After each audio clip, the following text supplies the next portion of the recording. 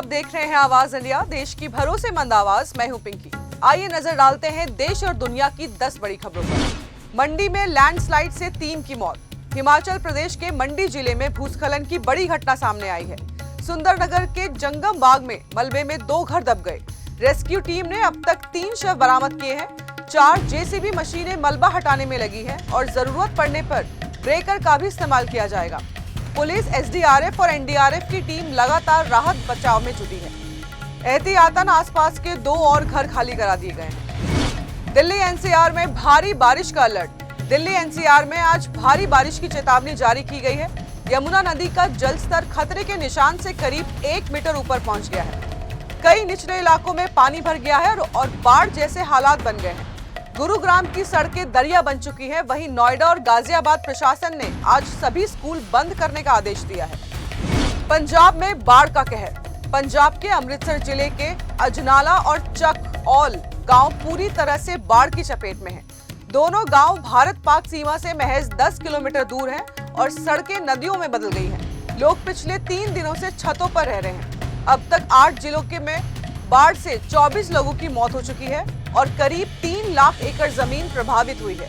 अधिकारियों के मुताबिक हिमाचल और जम्मू कश्मीर में लगातार बारिश और बांधों से छोड़े गए पानी के कारण सतलुज, ब्यास और रावी नदियां उफान पर हैं। मराठा आंदोलन खत्म, जरांगे ने तोड़ा अनशन। बॉम्बे हाईकोर्ट के आदेश के बाद महाराष्ट्र सरकार के मंत्रियों ने आंदोलनकारी नेता मनोज जरांगे से मुलाकात की और उनका अनशन तोड़वाया। जालना से शुरू हुआ यह आंदोलन मुंबई के आजाद मैदान में समाप्त हुआ है। मुख्यमंत्री देवेंद्र फडणवीस ने कहा कि सरकार ने जरांगे की 6 मांगों को मान लिया है और मराठा समाज की भलाई के लिए आगे भी काम किया जाएगा। महाराष्ट्र में तबलीगी जमात पर खुफिया अलर्ट। गणपति उत्सव से पहले खुफिया एजेंसियां अलर्ट पर है। जानकारी मिली है कि महाराष्ट्र के कई जिलों में विदेशी जमाती टूरिस्ट और मेडिकल वीजा पर धार्मिक प्रचार कर रहे हैं। ये वीजा शर्तों का उल्लंघन है। सरकार ने साफ किया है कि धार्मिक गतिविधियों पर निगरानी नहीं, लेकिन अगर कोई विदेशी वीजा शर्तें तोड़ता है तो विदेशी नागरिक अधिनियम 1946 के तहत कार्रवाई की जाएगी। नौसेना को मिलेगी 9 नई सबमरीन। भारत की नौसेना को जल्द ही 9 नई पनडुब्बियां मिलने जा रही है। कीमतों का मंथन जारी है। इससे पहले भारत ने फ्रांस के साथ प्रोजेक्ट 75 के तहत 6 स्कॉर्पियन क्लास सबमरीन बनाई थी। कलवरी, खंडेरी, करंज, वेला, वगीर और वगशीर पहले ही नौसेना में शामिल हो चुकी है। ये आधुनिक अटैक सबमरीन है जो टॉर्पीडो और एंटी शिप मिसाइल से हमला करने में सक्षम है। मेड इन इंडिया चिप पर सीएम विष्णुदेव साई की बधाई।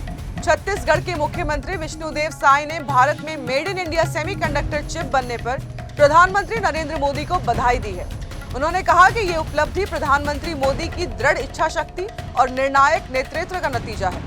सेमीकंडक्टर निर्माण में भारत की उपलब्धि विकसित भारत की दिशा में बहुत बड़ा कदम है। बीड़ी और प्लास्टिक पर जीएसटी घटाने की मांग। स्वदेशी जागरण मंच ने वित्त मंत्री निर्मला सीतारमण को पत्र लिखकर बीड़ी उद्योग और प्लास्टिक कचरे पर जीएसटी घटाने की मांग की है।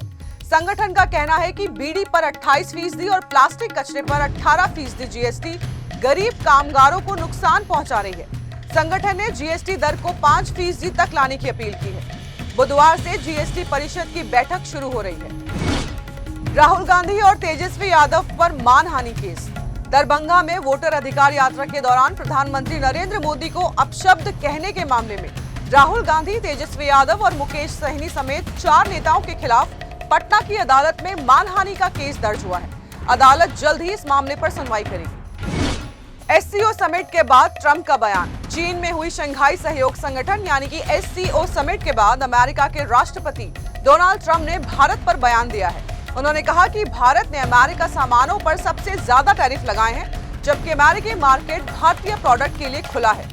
ट्रंप ने हार्ले डेविडसन का उदाहरण देते हुए कहा है कि भारत में मोटरसाइकिल पर 200% तक टैरिफ लगाया गया था, जिसकी वजह से कंपनी को भारत में ही प्लांट लगाना पड़ा। तो देश और दुनिया की बड़ी खबरों में फिलहाल के लिए इतना ही। जुड़े रहिए आवाज इंडिया के साथ, जल्द होगी मुलाकात। तब तक के लिए नमस्कार।